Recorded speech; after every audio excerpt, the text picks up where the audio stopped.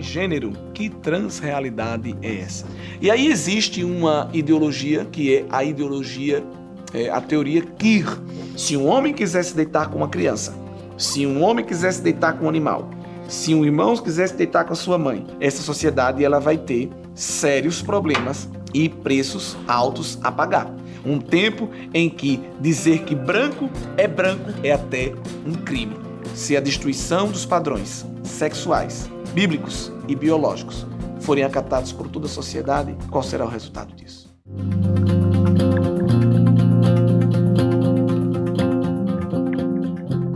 Sejam todos bem-vindos a mais um programa EBD na Web, hoje com orientações para a lição de número 8, Transgênero, que transrealidade é essa? Sejam todos bem-vindos com a preciosa paz do Senhor Jesus. Estamos felizes pela vossa participação nessas lições que têm sido uma bênção para as nossas vidas. Temas controversos, polêmicos, complexos, mas as Escrituras são um farol para iluminar a nossa caminhada em dias tão estranhos que estamos vivendo. Com certeza, se há um tema que chama a atenção e, vez por outra, durante o dia nós encontramos alguma manchete tratando algum assunto disso, o tema é relacionado à transexualidade, não é? A comunidade LGBT, QI+, e mais algumas outras siglas que tem crescido, tem angariado adeptos em todo o mundo. Essa bandeira que tem sido amplamente defendida e propagada, muitas campanhas publicitárias, muitas marcas mundialmente conhecidas adotando esta bandeira, de um grupo que ainda é minoria, mas que parece até ter se tornado uma maioria, pois há um desejo de implantar este padrão goela abaixo em uma sociedade. Nós, como igreja, não somos preconceituosos nem intolerantes, não somos homofóbicos, transfóbicos, a igreja não ensina, não orienta a se maltratar, a se desprezar nenhuma pessoa, agredir nenhuma pessoa, mas a igreja tem solucionamento em relação a ideias. Algumas ideias nós somos contra, algumas ideias nós não aceitamos e como igreja, evidentemente, nos posicionaremos, pois é assim que as Escrituras dão a orientação.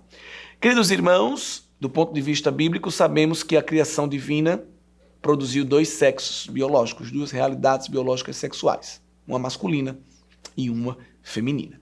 Algumas ideologias buscam promover algumas outras formações e nós, evidentemente, estamos aqui para nos posicionar em relação a esses postulados. A ideologia de gênero que busca desconstruir essa ideia biológica, científica, antropológica e também teológica de que há dois padrões sexuais. E aí existe uma ideologia que é a ideologia, a teoria queer, que tem sido também amplamente divulgada. Qual é a ideia aí da teoria queer? Ela tem a ver, eu gosto dessa definição, com a libertação do normal. O normal é também relacionado a gênero e à sexualidade. Então, qual é o normal? Normal, já disse, o padrão biológico, padrão masculino, padrão feminino. A teoria, a ideologia queer, ela tem justamente a ideia de lutar contra todo padrão de normalidade. Esse padrão heteronormativo, de um casamento heterossexual entre um homem e uma mulher, ele é desprezado pela ideologia da teoria queer e busca libertar a sociedade deste normal em relação a gênero e a sexualidade. A ideia aí é que seja desconstruído todo e qualquer padrão. É uma teoria que tem ganhado uma força muito grande no mundo ocidental, na virada aí no final do século XX para o início do nosso século, e que busca justamente trazer à tona um projeto político. Sim, um projeto político, o marxismo cultural aproveita também esta bandeira para promover aí uma luta entre mais um grupo. Na aula passada eu disse que o marxismo cultural usa algumas mulheres feministas, criando uma ideia de contradição, de oposição tremenda entre homens e mulheres, e aí usa essa ideia para promover a luta de classes, no caso aí entre o masculino e o feminino. No caso também da teoria aqui, o que se busca uma ideia de polarização na sociedade entre o heterossexual e o homossexual. O heterossexual, que é o padrão normal, e todos aqueles que manifestam um padrão de sexualidade diferente, eles tentam promover justamente essa ideia de que o heterossexual está oprimindo todos os outros setores da sociedade que não se encaixam a esse padrão sexual. E aí busca justamente essa destruição de todos os padrões. Mas não é só em relação a isso também. Nós vamos ver, por exemplo, outros tipos de luta, de conflito, por exemplo, agora entre as pessoas que têm um corpo gordo e as pessoas magras. Então há uma ideia de que os magros estão oprimindo os gordos, né? Você vê isso aí em alguns caminhos que estão sendo tomados.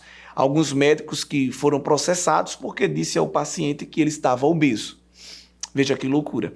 A pessoa realmente obesa, aí com 200 quilos, cheio de problemas de saúde, e o médico diagnosticou e disse: você está me constrangendo ao dizer que eu sou gordo. E eu não sou gordo porque, na verdade, se criou um padrão social de que alguém tem que ser magro, mas eu não vou obedecer esse padrão, porque eu quero ter agora o meu padrão de corpo. E esse corpo não é um corpo gordo, isso é um corpo normal. Então, observe, do ponto de vista da ciência, a obesidade é considerada uma doença. Mas essas ideologias que buscam desconstruir os padrões não estão nem aí para isso. Então, temos que ter atenção, evidentemente, e entender o que é que está acontecendo. Então, queridos, continuando aqui a nossa aula, nós estamos vendo que essas ideologias que buscam promover a transexualidade, elas, na verdade, têm um cunho político para promover aí os postulados do marxismo, promovendo aí uma luta entre classes, né, um conflito entre setores da sociedade para que as pessoas possam levar a cabo essas revoluções. A revolução sexual, que começou ali nos anos 60 do século passado, ela tem atingido um ápice muito grande aqui no mundo ocidental, aí no século XXI, trazendo justamente uma imposição de um padrão de sexualidade cujo padrão é não ter padrão. E aí nós vamos observar que é um problema muito grave, porque a maioria da sociedade não aceita este padrão, o padrão que foge daquilo que é proposto pela própria biologia, mas há todo um conjunto de legislação, um aparelho ideológico nas academias, nas escolas, para promover esta minoria a se tornar agora um padrão. Então, evidentemente, é um projeto político, é um projeto que inicia sendo filosófico, mas que tem uma alta carga política que quer também impor na sociedade os seus postulados, né? É interessante que a ideologia de gênero, juntamente com a teoria aqui, né, que promove aí o transgênero, ele não tem um cunho científico, é um cunho de ideias, contradiz a própria ciência e, evidentemente, quando diz que o sexo é algo construído socialmente. Nós sabemos que não. Há uma ideia na ideologia de gênero que você não pode impor à pessoa o que ela vai ser, mas ela vai escolher baseado nas suas vivências sociais. E, evidentemente, nós sabemos que isso não é algo que tem uma formação científica unânime em toda a sociedade, tá certo? Nós temos que trazer aqui algumas informações também que vão fortalecer a construção desta lição e que vai também enriquecer os seus posicionamentos. Quando nós vamos ver a gênese dessa ideia de promover uma desconstrução do gênero e promover até gêneros completamente, poderíamos dizer assim, mutantes, né? Coisas que não encontramos na natureza e que realmente é uma construção social, psicológica e que as pessoas querem que isso seja aceito amplamente, nós vamos ver que já havia um grupo, né, de teóricos tentando impor isso daí. Teóricos que tinham uma agenda de revolução sexual e usavam ela através de suas filosofias para impor na sociedade. Nós temos, por exemplo, o Herbert Marcuse, estou colocando aí a foto dele também, um dos nomes, um dos expoentes da revolução sexual, e lá nos anos 1953 já tinha escrito um livro sobre Eros e civilização, onde ele defendia que as pessoas fossem libertadas de todas as suas repressões sexuais para viver uma liberdade sexual e só assim a sociedade estaria bem. Isso é um grande perigo porque não existe liberdade ilimitada. Se eu deixo a sociedade de maneira geral viver a sexualidade que bem entender, eu vou ter sérios problemas. Por quê? Se um homem quiser se deitar com uma criança, se um homem quiser se deitar com um animal, se um irmão quiser se deitar com a sua mãe, e assim sucessivamente, com tantos outros exemplos que poderia dar aqui, essa sociedade ela vai ter sérios problemas e preços altos a pagar. Existe um padrão de sexualidade, do ponto de vista biológico, do ponto de vista antropológico, social, há padrões. Evidentemente que há um caso ou outro de pessoas que destoam desse padrão, mas se eu passo a determinar que isso seja um padrão em toda a sociedade e que, evidentemente, nós possamos agora deixar que as pessoas façam o que bem entender do ponto de vista da sexualidade, nós vamos ter aí a pedofilia, o incesto, a bestialidade, talvez até o estupro, sendo normalizados no meio de uma sociedade. Isso é um grande perigo. E aí há uma consequência que talvez não foi medida. E o preço é alto a ser pago. Nós já temos aí, dentro de uma sociedade, onde os padrões sexuais devem ser obedecidos e onde os desvios devem ter um cuidado em ser propagados. Nós já temos problemas, nós já temos situações constrangedoras, às vezes até criminosas. Imagine a partir do momento que eu abro a porta e digo às pessoas, olha, vocês podem entrar e sair, fazer o que quiser, pois ninguém é dono de ninguém. Isso, evidentemente, será um gravíssimo problema, não é? Então, esses autores, eles escreviam os seus postulados querendo propagar suas ideias a fim de que talvez os seus desejos mais íntimos fossem agora chancelados por uma literatura, mas evidentemente não encontraram guarida em toda a sociedade, né? Nós temos aí também grandes escritores, quando eu digo grandes, porque eles têm uma grande repercussão e um aceite até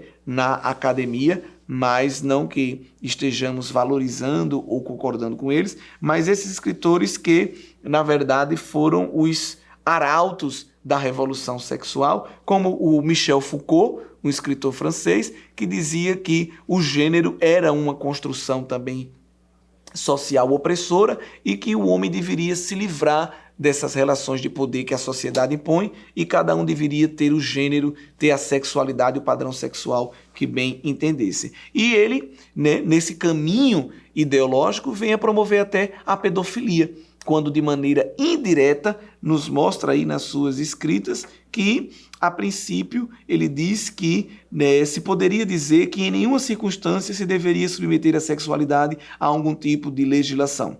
Quando alguém castiga o estupro, deveria castigar a violência e nada mais.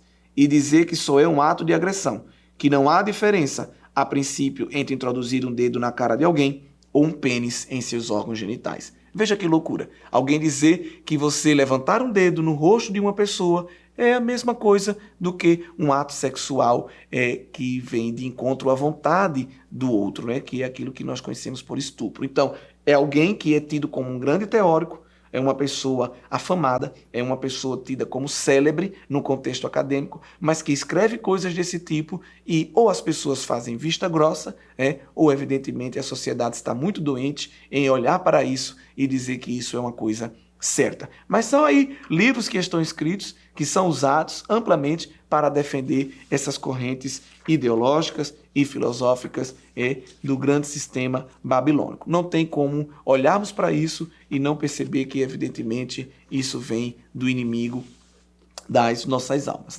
Nós temos aí grandes teóricos, ainda hoje, defendendo uma formação educacional que busque promover todo tipo de sexualidade nas escolas, e alguém pensa que isso são coisas que estão acontecendo agora. Mas isso já acontecia no século passado, só que, como nós não tínhamos uma mídia para propagar de maneira tão rápida, muitas coisas não vinham ao conhecimento. Mas já ali nos anos 1919, aí na segunda década do século passado, um dos autores da Escola de Frankfurt, estou colocando aí o nome e a foto dele, o Jorge, da Hungria, ele já foi um dos primeiros a promover aquilo que seriam as cartilhas da ideologia de gênero nas escolas. Lá na Hungria, país conservador, ele coloca aí as cartilhas nas escolas para ensinar às crianças, aos pequenos, o amor livre, que eles chamam de amor livre, mas que nós sabemos que é promiscuidade. É a nossa visão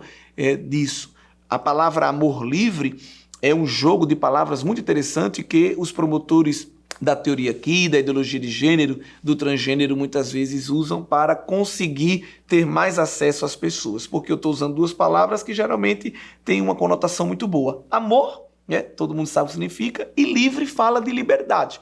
Então, quando eu digo que qualquer relação sexual não deve ser julgada porque se trata de amor livre, que eu devo ser livre para praticar o meu amor, eu estou aí reivindicando para mim um patamar em que ninguém pode me julgar, porque o que eu estou fazendo é amor e é livre, é algo que está pautado na liberdade. Só que nós sabemos que não existe liberdade ilimitada. A liberdade ilimitada é libertinagem, e a libertinagem ela não é algo bom. Não é isso? Então, quando eu falo de amor livre, eu estou escondendo o que na realidade aquilo se trata. É promiscuidade. São atos sexuais que não têm guarida num contexto que nós podemos considerar como normais. E aí, evidentemente, esse autor húngaro, ele traz ali para o seu país essas cartilhas para que nas escolas sejam ensinadas às crianças, e ao passo que elas vão tendo contato com esses padrões sexuais completamente libertinos, elas vão sendo ensinadas a rejeitar a ética moral cristã, a monogamia, a autoridade dos pais e a influência da igreja. Então, eles começam agora a implantar na criança até um senso de olhar para o que o seu pai diz, para o que a igreja diz, para o que a sociedade de maneira geral aceita como errado, e até a lutar contra aquilo dali, tornando até um tipo de patrulha, onde os filhos em casa vão perceber se os pais trazem algum posicionamento diferente da escola e vão denunciando aí os próprios pais. Então, estou falando de algo que aconteceu em 1919, não é? Então, nós temos aí há mais de 100 anos atrás já se trabalhavam isso nas escolas, buscando essa destruição da família e essa desconstrução. Bertrand Russell, que é um grande autor, ele escreveu aí, né, que os psicólogos sociais do futuro, eles iam conseguir implantar mudanças profundas nas sociedades ocidentais, usando não armas, mas usando livros, usando a fala, usando aí as ideias. Ele diz que primeiro você tem que entender que a influência do lar é obstrutiva. E aí ele mostra que se eu consigo tirar a influência dos pais, a autoridade dos pais da educação, eu já tenho aí um grande avanço. Então, essa análise que ele vai fazendo é muito forte, porque já se cumpre hoje. Quando ele mostra que se eu tiro dos pais a autoridade educacional, eu já vou ter agora um acesso a implantar qualquer ideologia. E é isso que nós vimos muito forte na virada aí do milênio, né? O Estado tomando o monopólio da educação para a implantação das suas ideologias. Segundo, não se pode fazer muito se a doutrinação não começa antes dos 10 anos. Então, se mira logo quem? Crianças, né? Por que não se mira logo os jovens? Porque os jovens já estão com uma opinião formada, haja vista a influência dos vários ciclos sociais onde ele está inserido. Mas se eu chego às crianças, principalmente menores de 10 anos, que ainda estão em formação, né, do seu caráter, ainda estão desenvolvendo a sua personalidade, então a implantação de uma corrente ideológica ela será muito mais bem sucedida. Terceiro, que as diretrizes postas em forma de música e cantadas mostram-se muito efetivas. Então, o lúdico, né, usar a arte, não só a música, mas a arte pintada, os seriados, né? Você vê aí hoje Netflix, Amazon e tantos outros canais, né? HBO, trazendo uma alta carga ideológica nos seus seriados, nos desenhos animados, porque evidentemente é mais atrativo. E por último, você opinar que a neve é branca, deve se mostrar um gosto mórbido pela excentricidade. Veja que coisa forte. O trabalho dos cientistas do futuro é aperfeiçoar esses postulados e calcular quanto custará fazer com que os alunos acreditem que a neve é negra. Já estamos vendo isso. Nós estamos vendo isso. Um tempo em que dizer que branco é até um crime. E aí há uma teoria que chama isso de dissonância cognitiva. Quando todos estão dizendo que a neve é negra e eu tenho uma capacidade crítica, percebo que a neve é branca e digo que ela é branca, mas no ato de eu defender que ela é branca, o grupo me ridiculariza, o grupo me rejeita, me cancela e pode me tratar com violência, então eu prefiro também, mesmo contrariando a minha consciência, dizer que a neve é negra, para não sofrer o cancelamento, a rejeição ou até mesmo a violência do grupo, do que me posicionar em relação à verdade, né? Isso é a dissonância cognitiva. Isso já está acontecendo. E aí, essas ideologias sexuais, né, que começam lá nos anos 60 do século passado, estão a todo vapor em nosso nosso meio, em nossa sociedade. E aí, evidentemente, quando nós nos posicionamos, somos chamados de transfóbicos, homofóbicos, intolerantes e tudo mais. Mas nós estamos promovendo um padrão, que é um padrão espiritual, né, teológico, bíblico, mas um padrão que também é antropológico, biológico, ou seja, científico. Então, queridos irmãos, esta lição é uma oportunidade para nós reafirmarmos que Deus criou o homem, criou a mulher, criou eles com funções complementares, criou eles com funções também para a manutenção da espécie, e aí fica uma grande pergunta, que eu acho que é uma pergunta que inquieta muita gente, mas perguntar não ofende. Se todas as pessoas resolverem ser transexuais, se todas as pessoas resolverem viver um padrão de sexualidade diferente do seu, daqui a 50 anos, como estará essa sociedade? Evidentemente que se fôssemos fazer esse experimento a larga escala, talvez não estaríamos nem vivos para dizer o resultado dele. São perguntas sérias que devem ser feitas, refletidas com mansidão, com temperança, sobretudo com amor. Se a destruição dos padrões sexuais, bíblicos e biológicos forem acatados por toda a sociedade, qual será o resultado disso? Que Deus nos ajude e que possamos trazer à nossa aula as informações úteis, sempre com humildade e reconhecendo que o Senhor, o nosso Deus, tudo fez e tudo fez bom. Que o conhecimento é capaz de mudar a vida de quem lê, a gente já sabe. E que livro você pode comprar em qualquer livraria.